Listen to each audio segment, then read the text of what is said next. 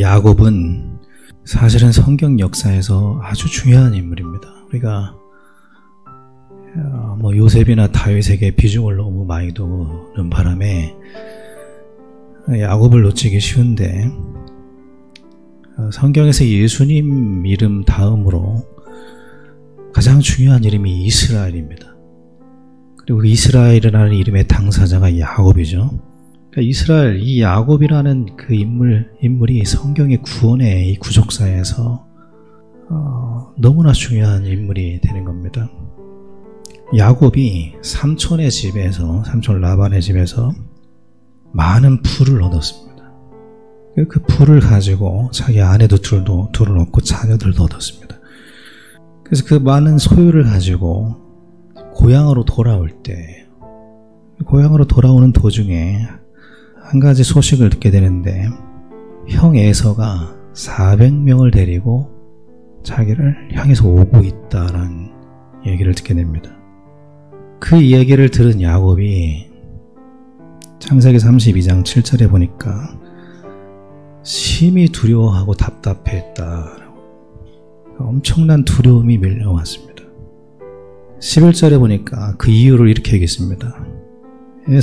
자기 형이 에서가 나와 처자들을 죽일까봐 두렵습니다 라고 얘기를 합니다.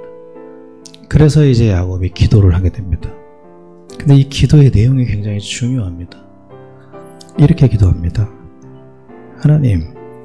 하나님께서 나더러 고향으로 내려가라고 하지 않았습니까? 그리고 고향을 가면 은총을 베풀겠다라고 약속하지 않았습니까? 기도를 합니다.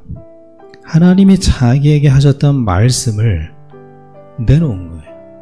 하나님이 나에게 이렇게 말씀하지 않았습니까? 라고 그 말씀을 증표로 내놓고 기도를 한 겁니다. 그 이후에 우리가 너무나 잘 알고 있는 야곱의 씨름하는 장면이 나옵니다. 근데 정확하게 좀 엄밀하게 말하면 야곱의 씨름은 기도가 아니라 응답입니다. 어떤 응답이냐면 그 전에 했던 기도에 대한 응답이에요. 하나님께서 내게 말씀하셨지 않습니까? 그 말씀을 증표로 내놨을 때 야곱에게 하나님이 찾아오신 것이죠. 그 이후에 야곱은 이스라엘이라는 이름을 받게 되죠. 그러니까 성경에서 말하는 기도는 항상 이와 같습니다. 성경에서 말하는 기도는 말씀을 하나님께 드리는 거예요. 그것에 대한 응답으로 하나님이 주의 사자를 보내신 것이고 야곱을 만나준 거죠. 그 응답입니다. 다 아시다시피 이스라엘이라는 뜻은 뭡니까? 하나님이 이기신다라는 뜻이거든요. 하나님이 이기신다. 중요한 것은 뭐냐면 그 이름의 뜻도 중요하지만 하나님의 은혜가 어디에 임하느냐가 중요한 거예요. 하나님의 은혜는 어디에 임하냐면 열심히 씨름하면서 기도하는 곳에 임한 게 아니라 하나님의 말씀을 증표로 내놓는 곳에 응답으로 임한 겁니다. 하나님의 말씀이 있는 곳에 은혜가 있는 거예요. 하나님의 말씀이 있는 곳에 창조가 있는 거죠. 하나님의 말씀이 있는 곳에 구원이 있는 거죠. 그러니까 성경에서 거듭해서 말하는 게 뭡니까? 이스라엘이 무엇을 잘못했다고 말합니까? 너희들이 기가라는 것은, 갈증이 있는 것은 말씀이 없기 때문이다. 이스라엘의 잘못은 늘 한 가지였습니다. 그들에게 말씀이 없었다라는 거예요. 이 말씀이 없는 이스라엘 백성들은 은혜를 상실했다라는 겁니다. 보호를 받지를 못했어요.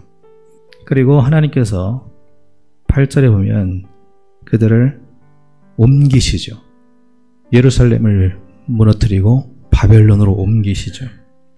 그러면서 하시는 말씀이 9절 보면은 이렇게 9절에 말씀합니다. 야곱의 불의가 속함을 얻으며 그의 죄 없이 함을 받을 결과는 이로 말미암나니. 그러니까 이스라엘 백성들이 죄를 사함받는 그 근거는 이것이다 라고 하면서 곧 그가 제단의 모든 돌을 부서진 횃돌 같게 하며 아세라와 태양상이 다시 서지 못하게 함에 있는 것이라. 그러니까 속죄는 말씀을 대신해서 그들 마음을 차지하고 있는 판단의 기준, 분별의 기준, 그 우상, 탐심, 세상 가치관, 그것을 없애버리는 것이 속죄다. 하지만 지금 이스라엘 백성들의 상태는 황폐하다. 10절에 보면 그걸 11절에 이렇게 표현한 겁니다. 가지가 말랐다. 그러니까 예수님이 하신 말씀은 똑같습니다. 포도나무와 단절된 가지. 그러면서 이렇게 말하죠. 여자들이 와서 그것을 불사를 것이다. 그러니까 마른 가지와 같은 성도의 인생, 말씀이 없는 인생은 다른 이들에 의해서, 외부 조건에 의해서, 상황에 의해서 인생이 휘둘리게 된다는 거예요. 은혜라고 하는 것은 내 안에 있는 말씀을 하나님 앞에 내놓을 때 받는 거거든요. 성경에서 우리 삶의 변화를 일으키는 은혜라고 하는 것은 말씀을 듣고 은혜 받을 때가 아니라 내 안에 있는 말씀을, 그 징표를 가지고 하나님 앞에 나아갈 때 있다는 거예요. 주의 말씀을 가지고 나아가는 인생에 은혜가 있다는 겁니다. 그게 기도인 거예요. 그게 삶을 살아가면서, 하루하루를 살아가면서 말씀으로 상황을 분별하고 말씀으로 인생의 지리를 분별하고, 그리고 그 말씀을 가지고 하나님께 나아가는 성도에게 능력이 있는 것이죠. 그 능력을 우리가 찾아 누려야 됩니다. 능력은 하나님 말씀 안에 있습니다. 우리에게 남은 인생이라는 중요한 시간들이 있습니다. 그 남은 인생 속에 이 시간뿐만 아니라 우리의 삶 속에 하나님의 은혜가 임하게 되길 바랍니다. 우리 남은 인생, 또 이번 한 주간 동안 그냥 말씀으로 분별하시기 바랍니다.